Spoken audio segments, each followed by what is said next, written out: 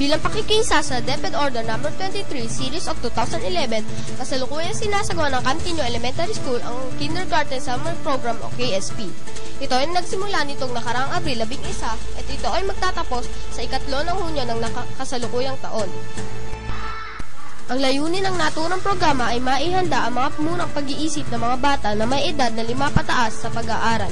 Kabilang rin dito ang mga batang hindi nakapasok sa pre-elementarya ng nakaraang taong panuruan.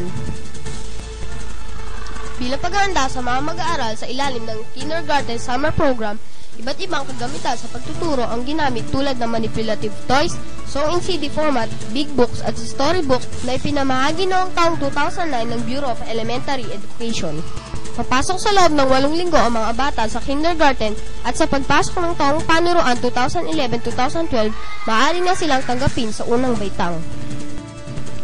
Ang Kinder Summer Class Program ay nilahukan ng mga batang lalaki na may bilang na 11 at mga batang babae na may bilang na 9. Ang naturang programa ay magiting na itinataguyod Giginang Gloria Alarcon na siya ring tagapagturo at kasalukuyang isa sa guro sa preschool sa paaralan. At dahil na rin sa maalab na pagsuporta ng punong guro na si Ginang Marcelina Arenas na nakikisa sa programa ng ating departamento na makapagbigay ng libre at kalidad na edukasyon sa ating mga kabataan.